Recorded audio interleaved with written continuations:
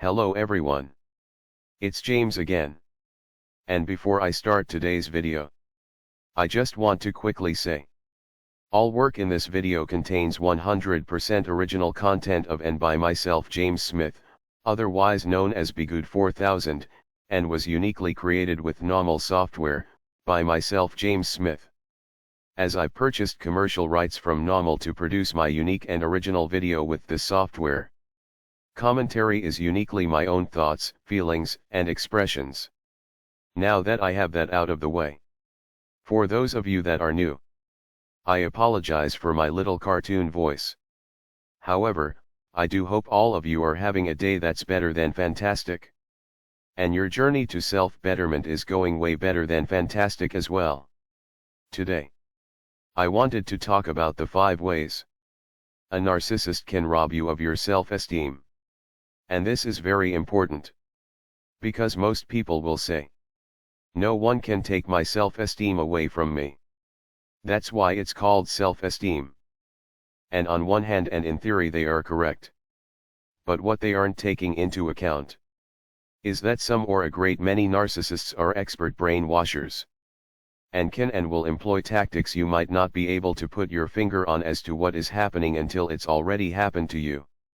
You see many mainstream media outlets and in the movies, television, so forth and so on, paint this very narrow view of the narcissist. Now some or a few movies and or television shows might get it right, but by and large, the narcissist is painted out as a loud, obviously cruel and mean individual. Well, if all narcissists acted in such a way where they telegraphed every move they made and every abusive thing they were going to do, it would be extremely easy to detect these individuals and keep a distance from them. But that's not what happens in most cases. Simply because a great many narcissists are slick, cunning, and know how to give you small doses of whatever brainwashing technique they are trying to employ, so you won't be the wiser as to what is happening. As for an example, the narcissist husband or wife that is putting a small dose of a toxic chemical in their spouse's food or drink. And the one getting sick might have no idea they are being poisoned. And the narcissist's spouse might even play loving and attentive caregiver of their sick husband or wife. And sometimes these things might get caught because maybe a wise doctor or medical staff has seen this happen before with poisoning and starts to run the correct tests. Now, does this mean the husband or wife that is the poisoning victim? Does this mean they are somehow dumb or not smart because they were being poisoned by their husband or wife? No. No. No, it doesn't. Because they literally had no idea what was happening while it was happening. And the same goes for the narcissist that wants to take away your self-esteem. They will do it in such a way that a great many won't know it's even happening. And that's why it's important to go over lists like this. So if this has happened to you, you will understand this wasn't your fault. But most importantly, you will have a better understanding how to slow things down and be able to see these toxic behaviors early on when dealing with someone. No matter they be a new friend or someone you've known all of your life. And you can make the correct life choices that will help keep you safe emotionally and even physically. Because when people's self-esteem takes a big hit, they can start to have physical symptoms as well. As many that have lived through narcissistic abuse will tell you, physical problems and flare-ups can be all too common. But with that said, let's move on to the list of 5 ways a narcissist can rob you of your self-esteem. Way number 1 is, the narcissist will give you ton of positive attention. They will want to hang out with you, talk with you. They will seem to hang on every word you have to say. They will make you feel like you are an important person in their life. Then out of nowhere they will drop you as if they never knew you.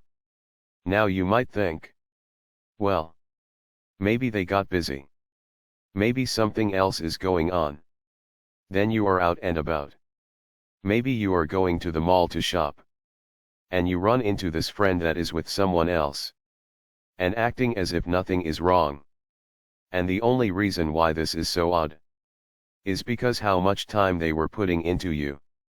And then out of nowhere they withdrew everything, it seems. There is a big difference if you have a friend you hang out with every now and again, or a great friend you talk to every day. But they or you hit a busy patch where that's not possible. But this is intentional. But here's the problem. You can't prove it. And if you try to prove it, you will look like you are the one with the problem. Now how does this tie in with one's self-esteem? Well, people, not all, but most people on earth do feel good when someone else takes an interest in our lives. The happy area of your brain comes to life and tingles, and all of these happy chemicals are released. This is why a narcissist will love bomb you. No matter it be with time or gifts, or whatever. They know it will get most people literally chemically addicted to them. And they know when they withdraw this affection and attention, it will likely put this person in a depressive mood. Even if this person was raised in a healthy home. Chemical shifts in the brain are chemical shifts in the brain. Although someone that didn't grow up in a healthy home, I believe it's possible those chemical shifts might be more intense. Because someone that grew up in a healthy home, they might have others in their life where that drop isn't as drastic. But sometimes that's not enough. Meaning, though a person grew up with love and in a happy home, it doesn't mean they have someone to go to right away when such a drop occurs in their life. And furthermore, most people might not want to bring up such a thing to a friend or family member. Because again, it's seemingly like they are the one with the problem, or they are seeing things wrongly. Or at least others might take it that way. So a great many people in such a situation will just deal with it on their own. And the problem is in this dynamic is if this narcissist comes back and tries to pick up where things left off, and this person that was left high and dry lets them do so.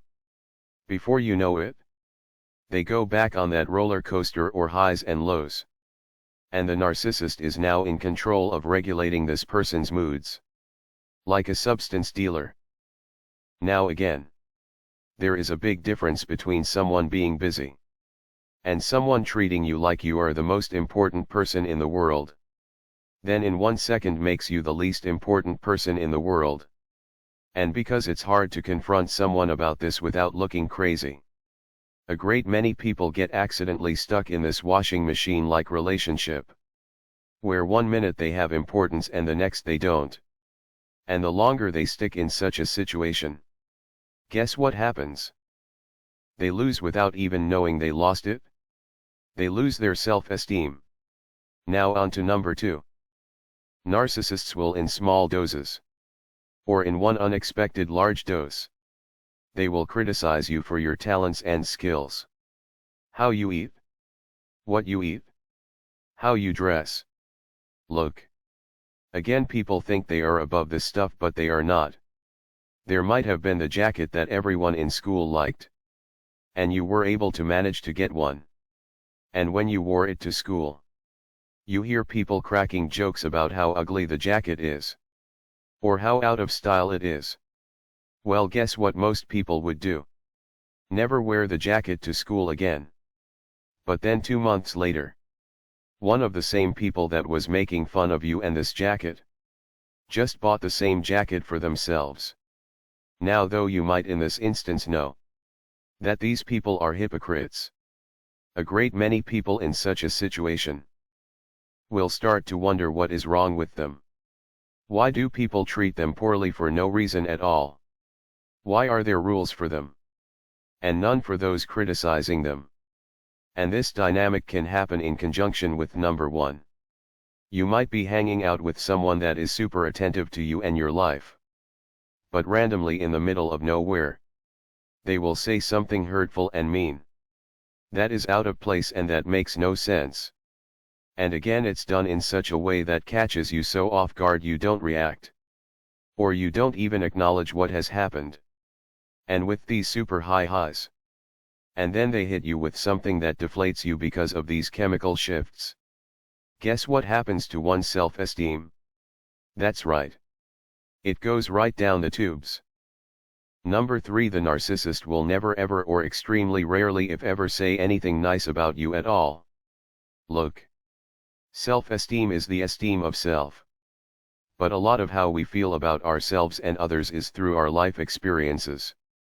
It's been said that children and babies in particular that have been neglected, not hugged or shown love, can greatly show signs of lower self-esteem issues. So though self-esteem is from the self, your lack of positivity and care from others can unconsciously have an effect on how you feel about yourself. Because the question comes up, why doesn't anyone ever have anything nice to say to or about me? This is why many self-help gurus say, hang out with positive people. And I wish they went into more detail about this fact. Because then it will all make sense. Because the reason why they want you to likely spend time with positive people is because it can help develop positive patterns. And the more you have the positive patterns going in your life, the more of a chance you have at success.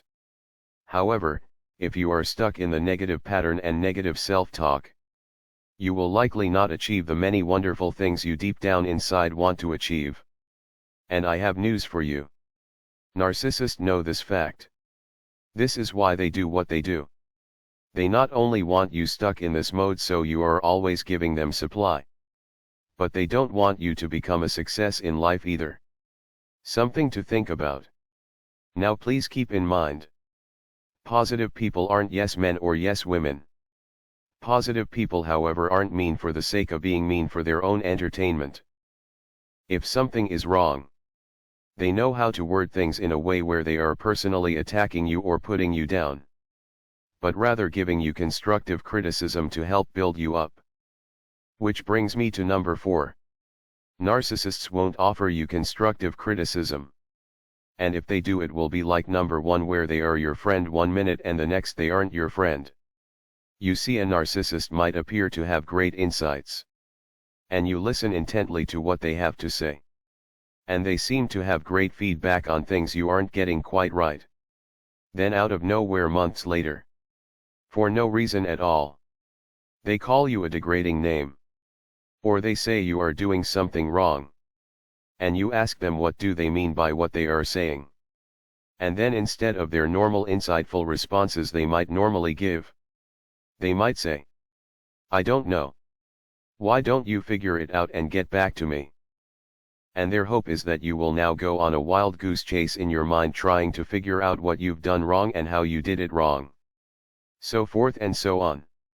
When in reality you may have done nothing wrong at all.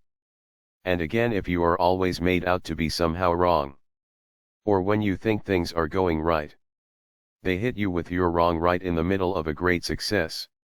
This is a way of again putting you on this washing machine-like routine, where you can't gain a strong footing in anything. And guess what happens then? Without even knowing it, that's right, your self-esteem takes a big hit. On to number 5. A narcissist will try to sabotage anything that you are good at, and make it look like it's an organic happening. Just use your imagination. It could be from your schooling to a business you are about ready to start. The narcissist in your life might call your new business partners spreading lies about you. Or they might keep you up all night with arguments so you miss school in the morning. Because you see, self-esteem builds and grows with positive experiences. If you are able to go to school or your job and get your promotions and all of that kind of thing, your self-esteem will grow and grow and grow. And how they stop that from happening is literally stopping all of these great things from happening in your life. It's like being a time machine alteration, which I think is a great topic for another video. But it's like they know what will happen in the future if you get a strong footing in life and your self-esteem grows. So they can't have that happen. They will do little things or big things to make it so you can't start that business. So you can't make it to school. So you can't make that business connection because the narcissist in your life is turning everyone against you. And these negative experiences that happen one right after another will do what? You guessed it. It will take a negative hit to this person's self-esteem, no matter how self-assured they say they are.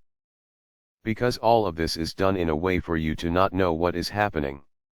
Like a slow poison. So before you know it, You have no self-esteem, but you have no idea why you are in the state you are in. And you feel too confused to even fix your problem. But this is why you need to know these things. They were done to you with bad intent. And they meant to do this to you. The key is to see these things and avoid such people. No need to explain to them why. Just move forward and try to live your life the best you can and put yourself into a situation where there are positive people. And you can gain positive ground. Take a swimming class as an example. And even though more than likely no one there will be your best friend. Maybe not.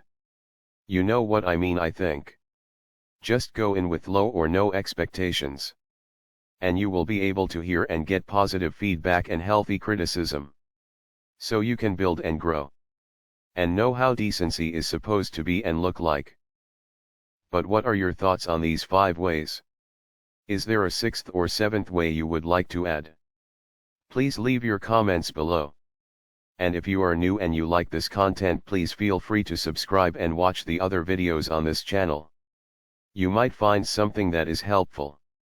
With that said, I do hope your day is blessed. And until next time, bye for now. And be good to yourself.